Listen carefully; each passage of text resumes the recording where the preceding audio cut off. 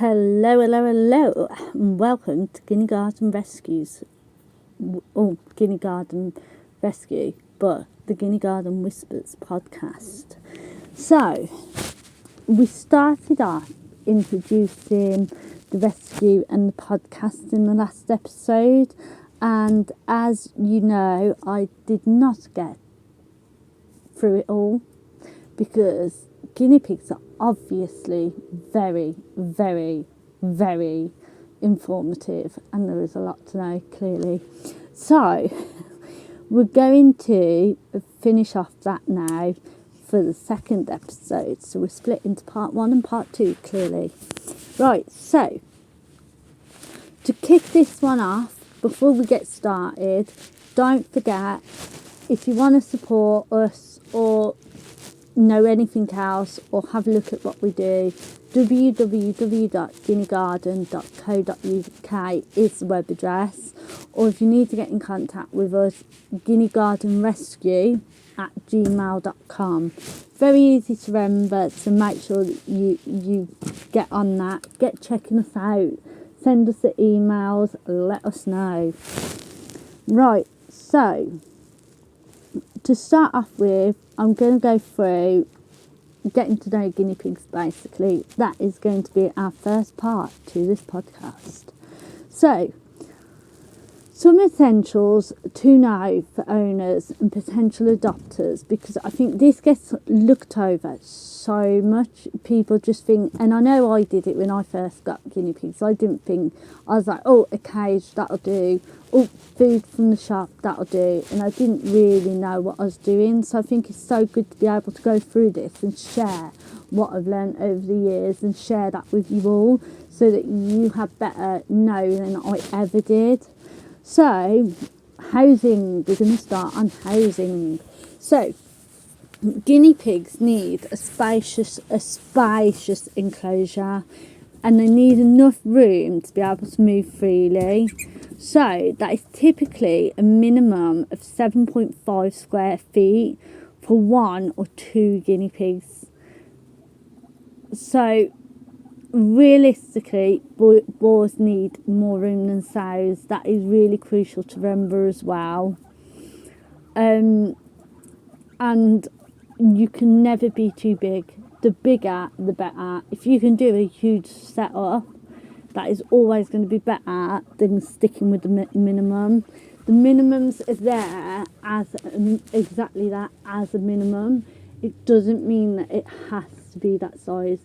The bigger the better, and I always say this, the bigger the better. Just always remember that when it comes to space, the bigger the better. Oh, sorry, got a bit of a cough. Right, so everything that you use, you need a solid base. Whatever you're using, it has to be a solid base.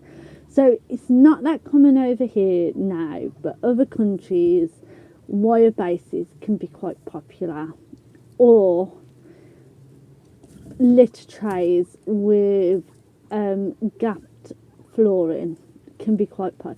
This isn't suitable.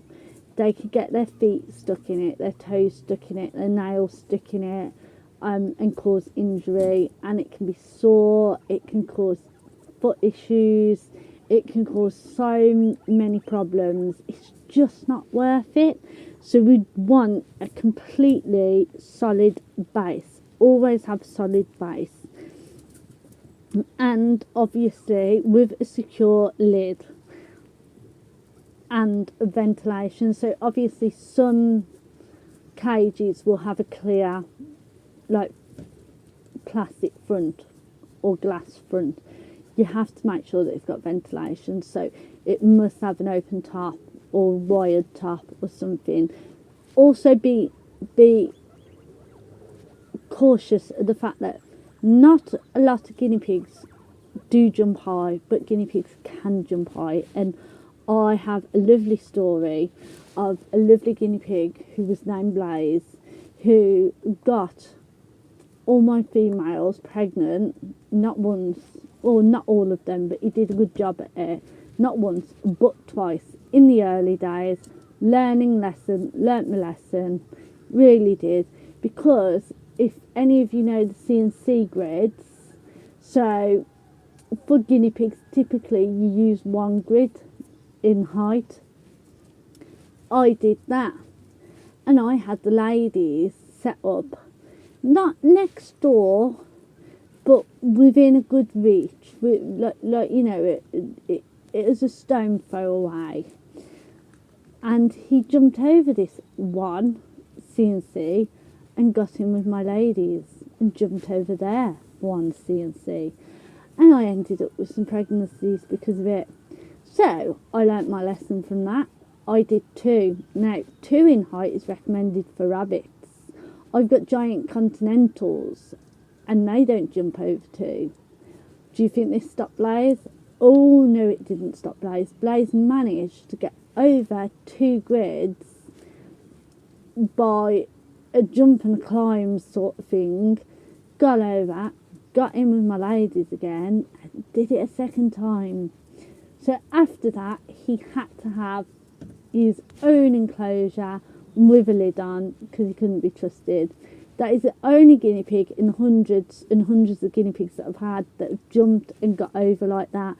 But it just shows that you can get them. So you must be thoughtful of that and understand that just because the majority of them can't get over certain heights, not all of them work that way, so to speak.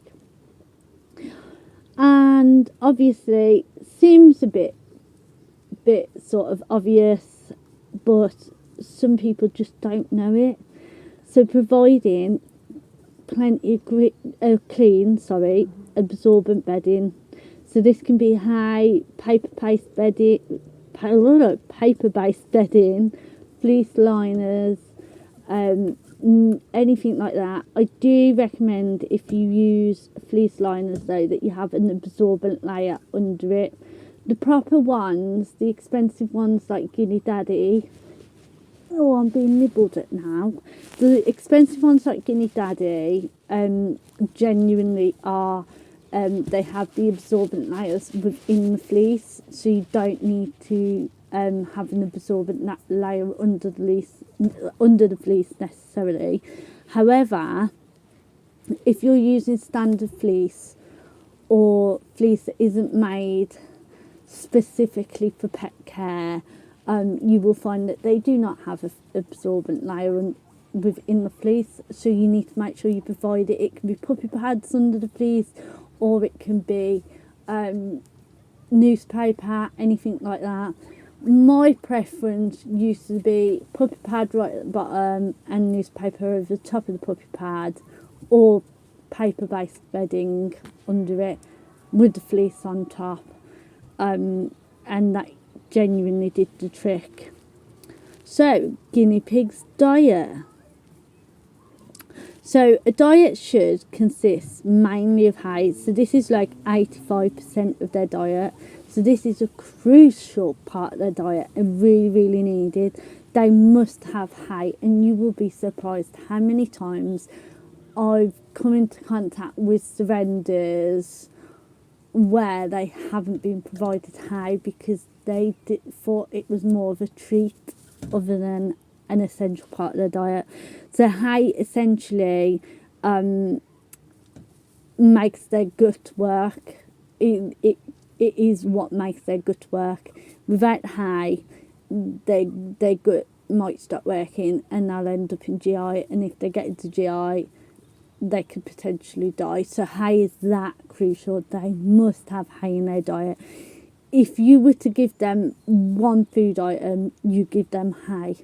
And I've had cases where guinea pigs won't, like, bit of an upset stomach, not quite right. Don't give them veggies, don't give them pellets, don't give them anything like that. Just hay to get that gut working again. That is how important hay is in their diet, and this is something that is so often misunderstood but so crucial. So make sure you've got that hay, but not even just their digestion, it is their dental health as well. Their teeth continually grow and they grind those teeth down, and this is the same with rabbits. All of this that I'm saying now is for rabbits too. But they need that hay to keep those teeth down. So varieties of hay is even more crucial. And hay, if we're to go into it, actually has different nutritional values depending on the hay that you give it.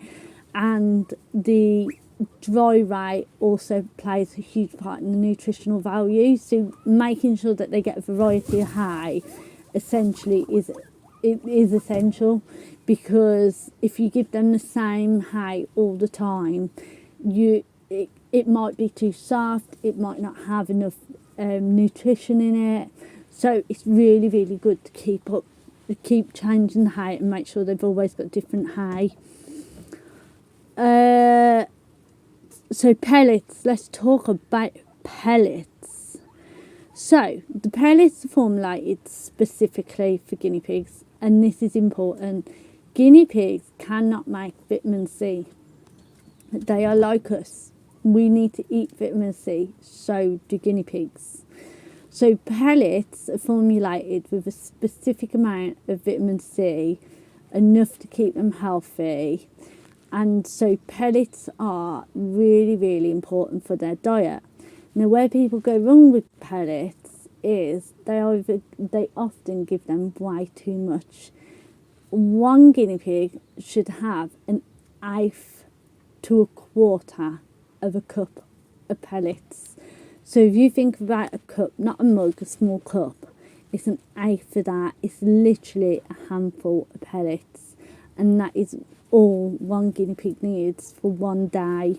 So often enough, I tend to see very well fed guinea pigs because they've been given way too much pellets. So that is really, really important. Pellets are only 5% of the diet. You've got 85% hay and you've got 5% pellets. The rest, the 10%, should be fresh fruits and veggies, or forages like I do. I don't even bother with veggies half the time. I go forage fruit. Any plant stuff, basically. We want the plant stuff, 10% plant stuff. For the majority of pet owners, though, I'm going to assume that you want to offer them veggies. So, just so that you're aware, leafy greens such as kale, Romanian lettuce and spinach are really good for them. Bell peppers, carrots, cucumbers, really good for them. Carrots, be careful with, that high in sugar can make them fat, basically. So be mindful of how many carrots you give them. And fruits such as apples, strawberries, melons, that are quite sugary as well. Again, just limit it. Be careful with it. A lot of sugar, you don't want to overflow their system with sugar.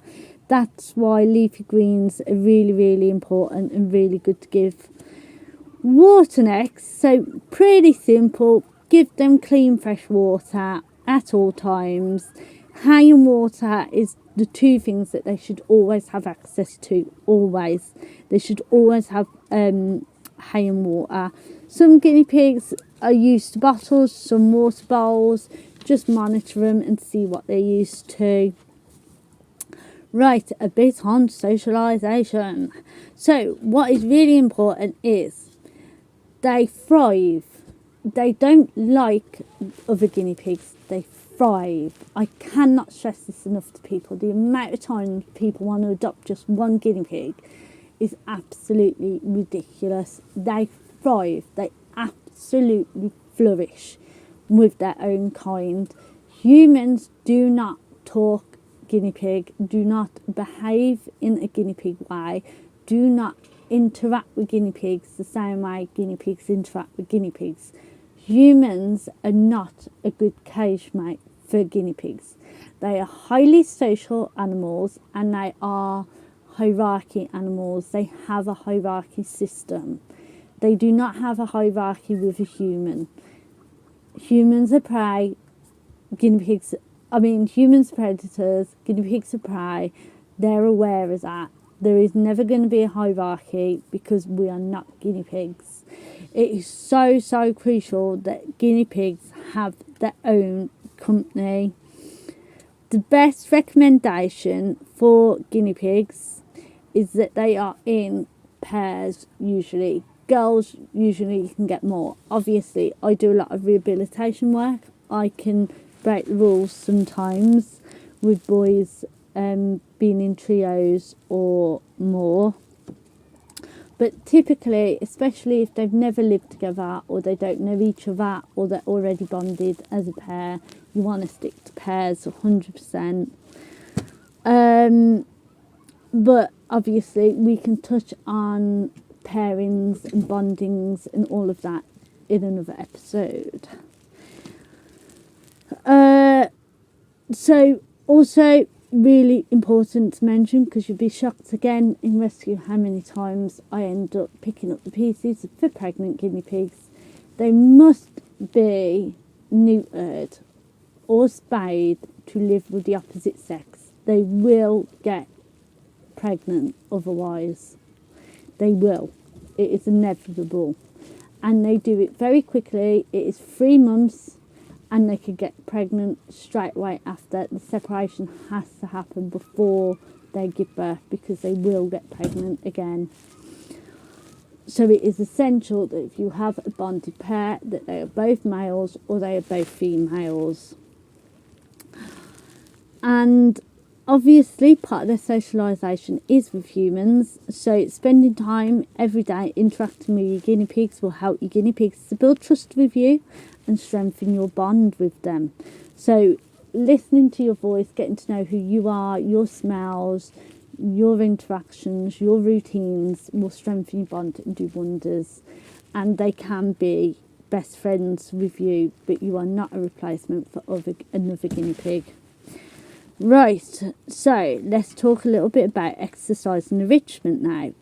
So obviously providing opportunities for exercise and mental stimulation is essential, and this is often done through toys, tunnels, hiding spots in their enclosure and so much more. And this is where my forages come in handy, because the forages you can make enrichment things with it. You can shove it in toilet paper, shove it in tunnels, shove it on top of things, shove it amongst hay, keep them mentally stimulated, mentally engaged, and it will help them to be a lot happier, a lot healthier and a lot better. So when we're talking about playtime, you want a minimum of an hour a day out of the cage, because much like us, imagine chucking us in a room and staying there forever. It would drive us insane. Getting out of the house does us good, and that is exactly the same for these piggies. So we want to get them out of the cage and we want to allow them to have a bit of a run outside of their home.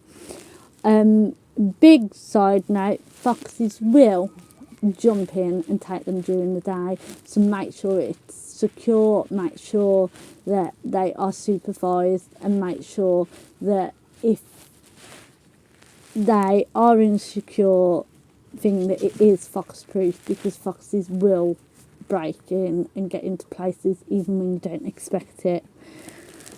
Grooming, let's have a touch on grooming. So grooming is really essential, so especially for those long-haired guinea pigs, beautiful babies they are. So they need brushing. A long-haired guinea pig needs to be brushed every day to prevent mats, and a short-haired guinea pig ideally needs to be brushed once a week. It can take you 2 seconds, and it's very frustrating when I get really heavily matted guinea pigs turn up at the rescue, because I literally brush my guinea pigs when I do a feed, and it takes me a matter of seconds, and I have loads of them. I just wipe over all of them with a brush, and it takes me a moment to do. So there's really no excuse for not brushing them. There really isn't. It takes a matter of minutes. So as well as grooming, obviously long hairs, every 3 months you should be trimming them, especially down by their bum area, because this is how they'll get UTIs. You want to check their nails as well and trim them. They grow at a 2-weekly rate, so you want to be trimming them every 2 to 4 weeks realistically. Most people go for 4 to 6 weeks, which can get away. Some guinea pigs do grow slower than others, so it does depend on the guinea pig, but even if you're taking a smidge off their nail, it will reduce the quick. Reducing the quick is really important because it stops curling, and if their nails curl, it can be really uncomfortable, and they can sit on under their feet and really hurt them. Right, touch upon healthcare now. So healthcare, you want to be with an exotic vet realistically for guinea pigs. They've got experience with guinea pigs because guinea pigs hide illnesses, and it is so essential that the vet has experience with guinea pigs to be able to spot anything that might be happening or not happening. So like I said, they do hide illnesses, but there are some signs. So watching their appetite closely can help. Watching their behaviour, if they seem different in any which way, it can be a sign that something is up. Activity level, again, if they seem a lot less active, not quite as fruitful as they normally are, it is probably because something is going on. And so many times I have been like, this guinea pig does something, I don't know what it is, but there's something not right with this guinea pig, and I take them to the vets and something does come up indeed to be wrong. So it's really good to get to know your guinea pig on a personal level, so that you are aware that even if you physically do not know what is different about this guinea pig, you're aware that something's different and you can go, something's off here. Environment, again, seems like a given, but you'd be shocked how often I see this and it's not a given. So keeping it clean, just keeping it clean, free from drafts, free from extreme temperatures and direct sunlight, really easy. You'd be shocked how often that is not the case though. Make sure as well that you've got ample hiding spots, loads of cosy shelters where they can retreat, because they are prey animals. They do get spooked easily. They feel less stressed and less anxious if they've got to hide somewhere where they feel comfortable and happy in. So that is pretty much just a brief overing of guinea pig care and what to expect.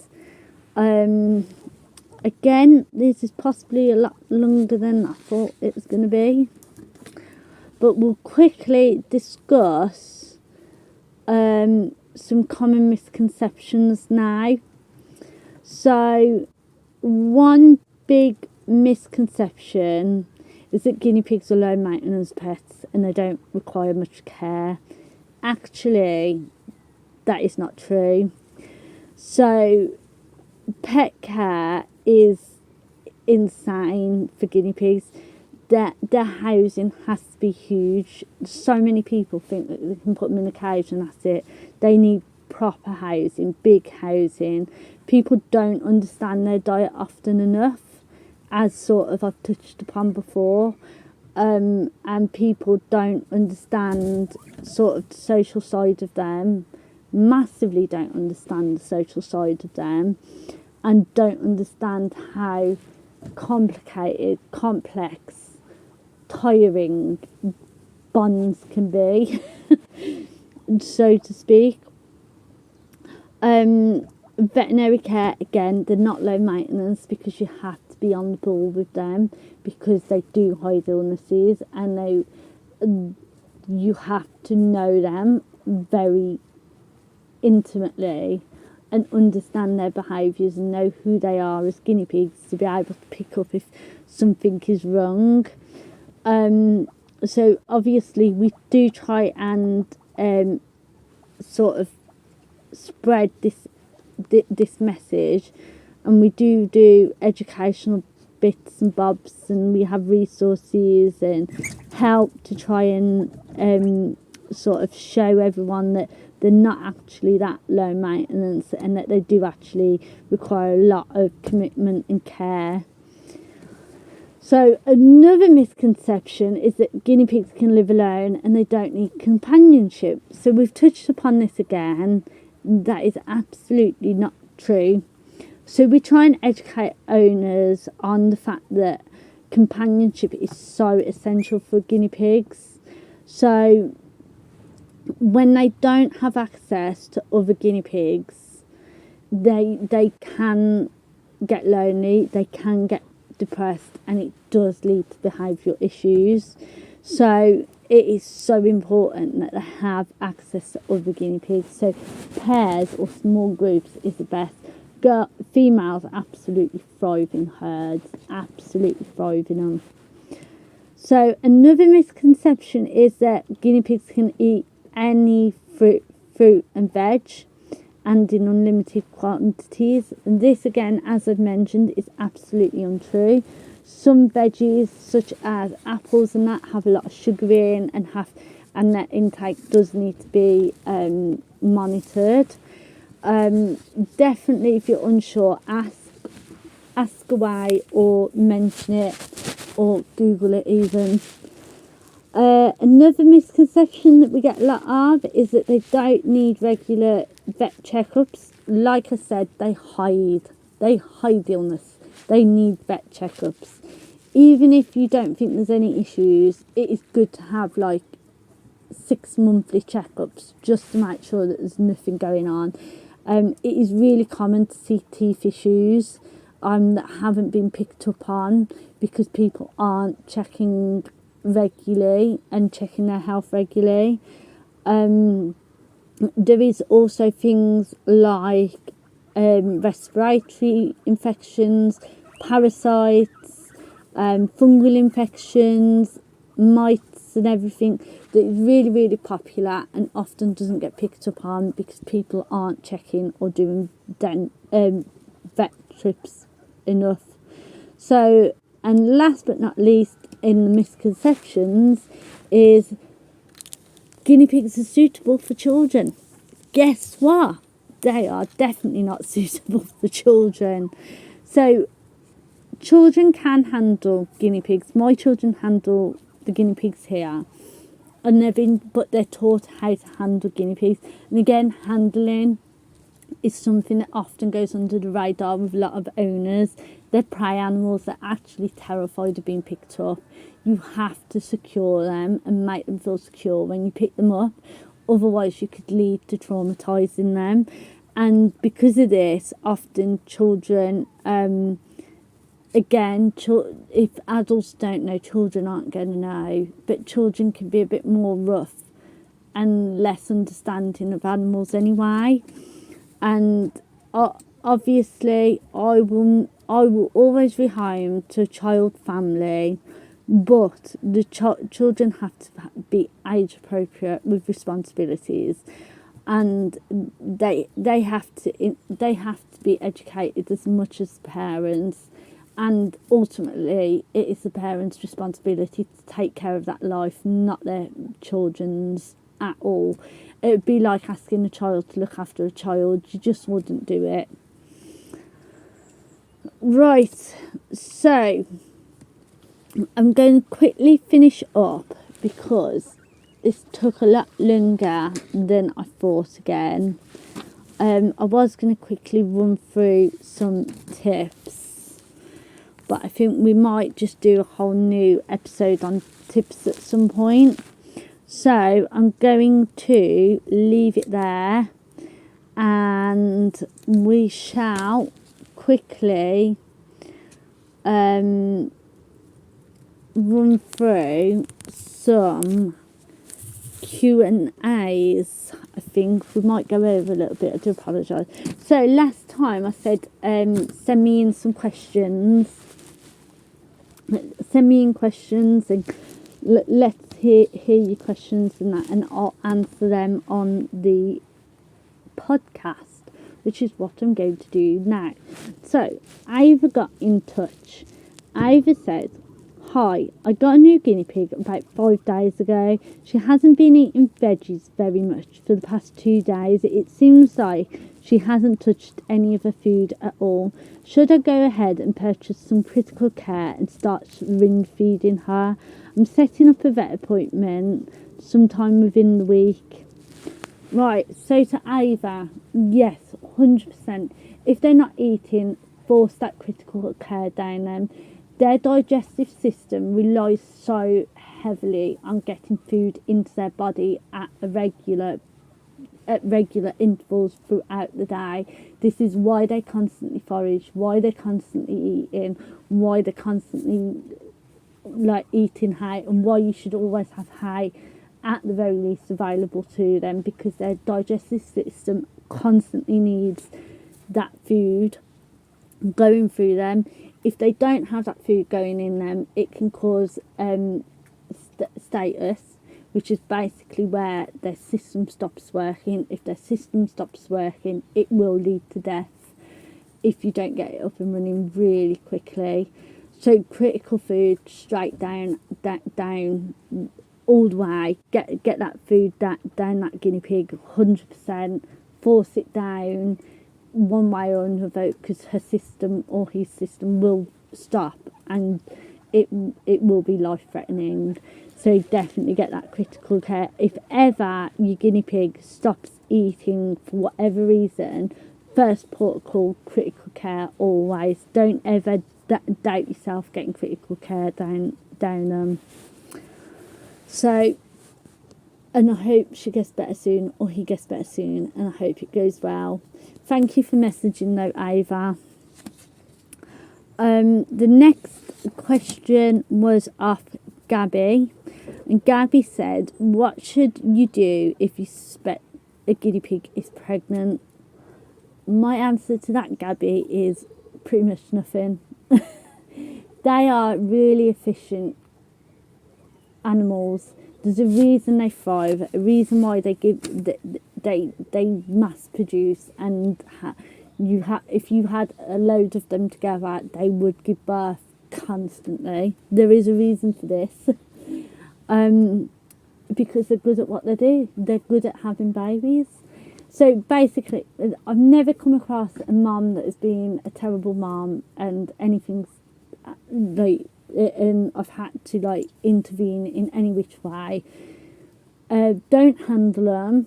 If you think they're pregnant, don't handle them. Don't change their enclosure around, because both of them is really stressful, can affect the babies. We don't want to do that. Pregnancy is about 3 months, so depending on how long it's been, it's hard to say unless you know exactly when they were mated, sort of thing. It's hard to know when they're going to give birth. You've just got to wait. But basically, if they pop, they'll pop. They'll take care of them. You haven't got to do anything. They will do it all. There's really nothing to worry about. So thank you to Gabby for that question. And the last question was sent in by Brooke.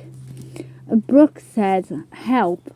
Not sure if I should be concerned or not. I really can't tell what this is, but I've just cleaned the cage a couple of hours ago, 2 male guinea pigs, and see spots on their bedding. Any advice what it would be is amazing. Or and she's put in brackets, the spots seem to be a brownish colour.